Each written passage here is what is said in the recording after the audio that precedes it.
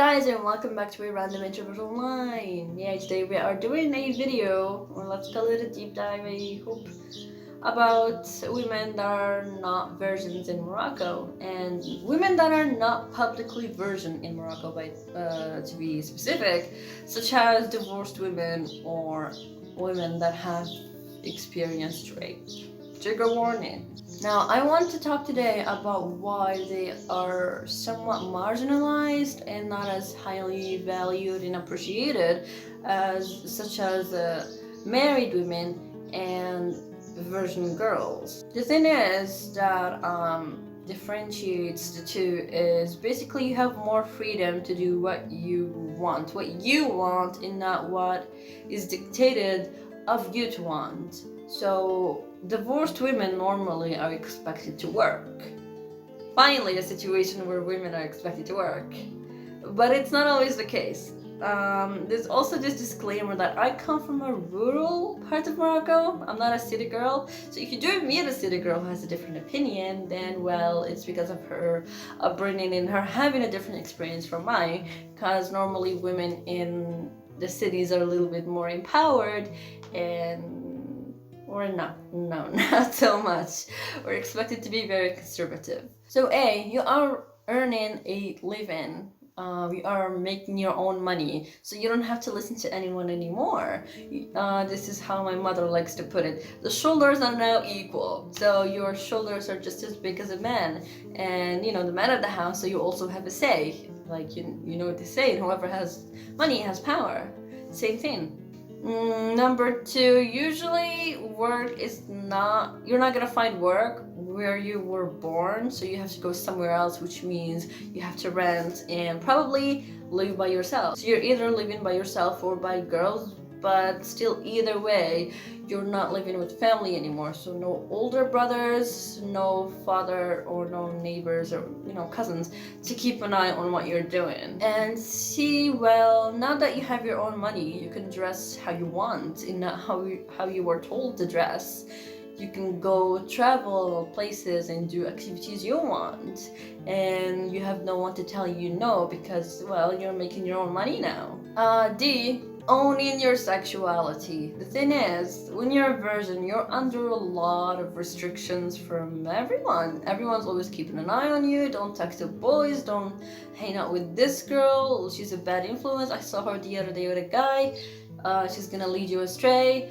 Don't do this, there's a curfew, you're not allowed to go out. There's all these rules that are just for the sake of you not getting raped or not popping your hymen in general. I've been there. And so you are under all these restrictions not to discover your sexuality, basically.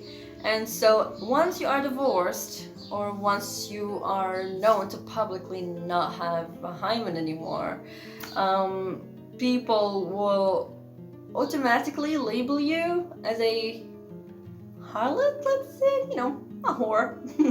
So it's not always the case. Now let's make this very clear. Sometimes if a woman has a really good reputation and she works really hard to maintain that reputation, then it's not really going to be very bad for her. But if she's not trying to and she's making friends with all these guys, and because there's no such a thing as being a friend with a guy in Morocco, it always goes somewhere. Even the people that I know that are friends, they're doing things behind the curtains, so it's not just a friendship.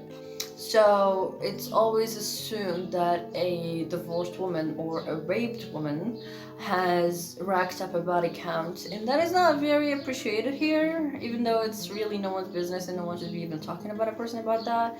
But it is a lens through which women are judged. And traveling freedom, like once you have left your house, you can go places, you can go sightseeing, you can, I don't know, sleep over at a friend's house, and you can do all these things that have to do with travel and having your own money and just living away from home. Yeah, so basically everything that I just highlighted was just a big major difference between women that are virgins and women that are not virgins. So they have the ability to have money and i.e. they have power and now they can do whatever they want.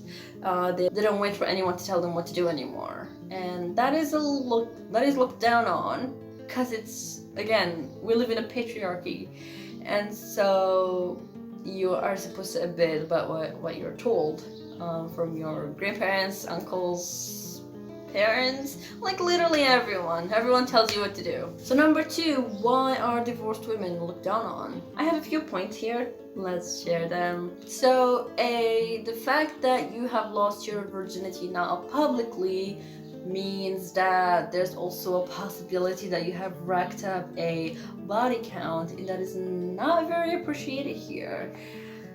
Yes, don't rack up a body count. The thing is, it doesn't really matter if you are promiscuous or no, but it's the possibility of you being promiscuous that scares these people. And so you are not really wifey material much anymore because of that, because I've seen situations where we had divorced friends that wanted to get married, and the mother of the guy always says no, she's divorced. But where's the problem? Well, she could have been with 100 other guys. He could have been with 100 other girls as well, but it doesn't really matter because he's a guy. It's the girl that shouldn't be doing that. Make it make sense. And this point is very important because, well, the thing about a woman owning her sexuality, owning power, money, and having freedom to do what she wants and to dress how she wants and to, put on makeup, travel, talk to this, and get to know people, and things like that is very offensive to the older generation, because they say that we have all these freedoms and all these luxuries in our life that they didn't really have, and so it's very offensive to them because they couldn't live the life we lived, and they weren't even allowed to. They had to abide by everything everyone said, and so they were always under this pressure now that they also in turn want to reinforce on us, but they can't, and so they get a little offended by that. Like literally women in the older generation, like my mom would always say this, they had to beg their men for everything. I need pants, I need to go take a bath, baths outside. I need literally everything you need, you had to ask him. And because men who try to keep the patriarchy thing, they play hard to get, so you're not really getting any money from him easier unless you become a slave in a way. And so we don't have that anymore. You just take money from your pocket and you go do whatever you want. You don't have to pass by a man to do what you want. And that is very offensive to them because they are used to lowering their heads to men, basically. This point, unfortunately, is very true, but it is what it is. Divorced women are very sexualized. Again, it's due to the possibility of them being promiscuous. Again, you don't have to be, but now you can. Yeah, you're allowed to. You're not allowed to, but like there's not as many restrictions on you as, let's say, a virgin, and so you can do what you want with whoever you want. It's easier for you, it's troubleless. And so men will ask for a lot of things, such as, let's be friends with benefits, I'll give you this amount of money if you do this with me, and give me your phone number. Like all these things that men do that imply they want something sexual with you. And also, if you go to dating websites, or sometimes you just get those really annoying spam messages, ads, hey, I know a divorced woman in the area. And so they are the equivalent of a MILF, basically. Yeah, like they don't always have to be the age of a MILF, but it's somewhat considered like that because, well, they are now opened, and so a lot of people try to take advantage of that, especially guys around the age of, let's say, 15 up, because women want them young. Like some women do fall into that, like they're not immune to it. Men do influence women in certain ways, we all know that, and so some women do fall for it and they really enjoy it, and so that also helps enforce the fact that women are easier once they They've tasted the forbidden fruit, let's say. Gross. And they are known by Mima. Mima. Yeah, that's what they call middle-aged women that are divorced.